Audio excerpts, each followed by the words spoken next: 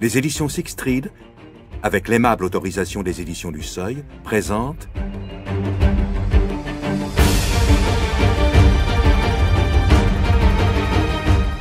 Colère blanche de Scylla et Rolf Björling, interprété par Hélène Lausser.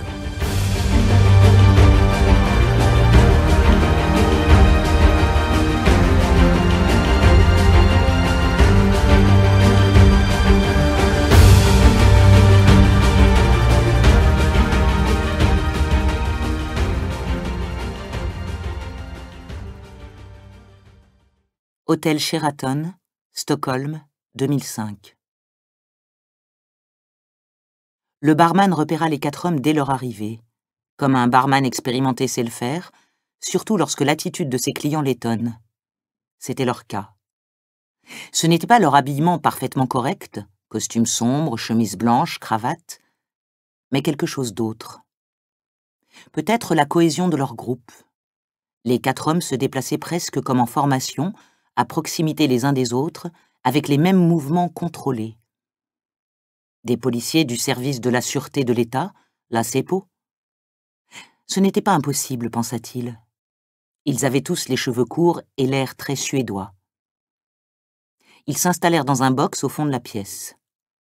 Il était un peu plus de 21 heures, il n'y avait pas beaucoup de monde, les mélodies entraînantes du pianiste mettaient une sourdine sur les conversations feutrées. Personne ne parlait fort. Les clients appelaient le serveur en levant l'index. L'ambiance était anonyme, comme elle l'est généralement dans les bars d'hôtel. Dehors, il bruinait. Le barman indiqua le box d'un regard au serveur, un homme grand et mince, qui lui répondit d'un léger hochement de tête. Il n'aimait pas qu'on lui dise ce qu'il devait faire. La salle lui appartenait. C'était lui qui décidait à quel moment s'approcher des nouveaux venus. Il frotta du doigt l'anneau d'or qu'il portait à l'oreille et se dirigea vers eux d'un pas nonchalant. Arrivé près du groupe, il sortit de sa poche le briquet dont il se servait pour allumer les petites bougies placées sur les tables. « Que désirez-vous » demanda-t-il d'une voix peu chaleureuse. Ces 4 hommes n'étaient pas du genre à bavarder avec lui, il ne les intéressait aucunement. 4 whisky sans glace, du Glenfiddich, dit l'un des 2 hommes. L'espace d'une seconde, le serveur hésita. Devait-il s'enquérir de la quantité de centilitres qu'il voulait ou leur apporter la dose habituelle? Il décida que ce n'était pas nécessaire. « Vous désirez des cacahuètes ?»« Non. » Le serveur s'inclina légèrement et les 4 hommes le regardèrent repartir vers le comptoir. « Un PD », lâcha l'un d'eux. Ses compagnons ne firent pas d'autres commentaires. Celui qui avait commandé sortit 4 morceaux de papier blanc de sa poche et les étala sur la table devant lui. Il les fit ensuite tourner d'une main comme pour les mélanger. Un nom sur chacun? Oui. Ils en saisirent chacun un et les retournèrent pour lire ce qui était écrit, avant de les brûler à la flamme de la bougie. Cela ne prit que le temps que le serveur revienne et pose les 4 verres sur la table.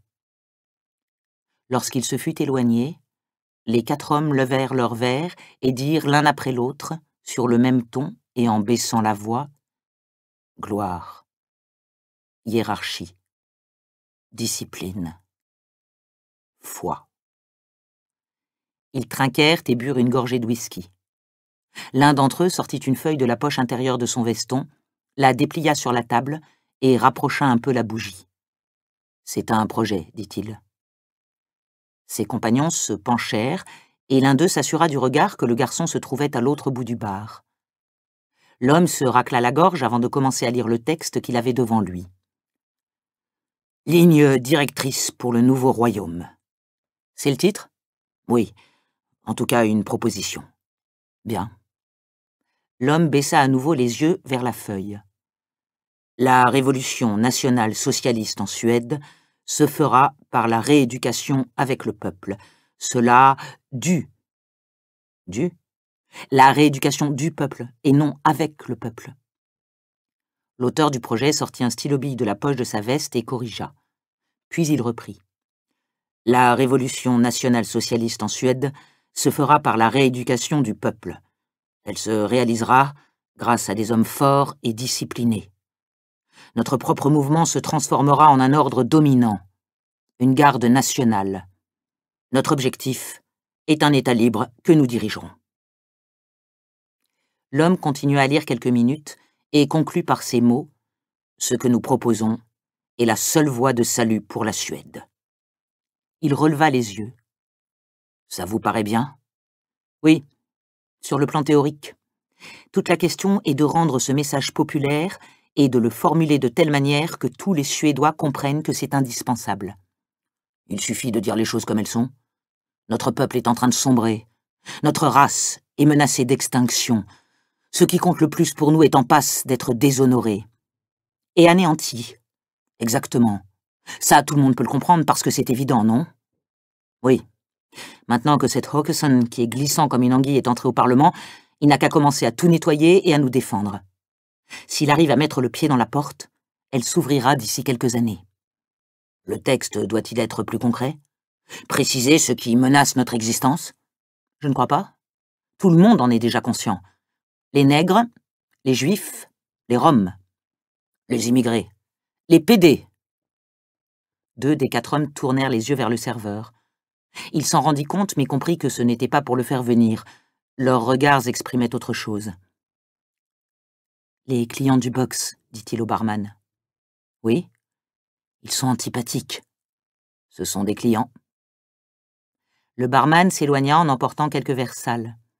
Il était d'accord avec lui. Les hommes du box n'étaient pas avenants et dégageaient quelque chose qu'il aurait été bien en peine de définir, mais il n'avait pas l'intention de le dire à son collègue. Il préférait garder ce genre de réflexion pour lui. Cela valait mieux dans la plupart des cas.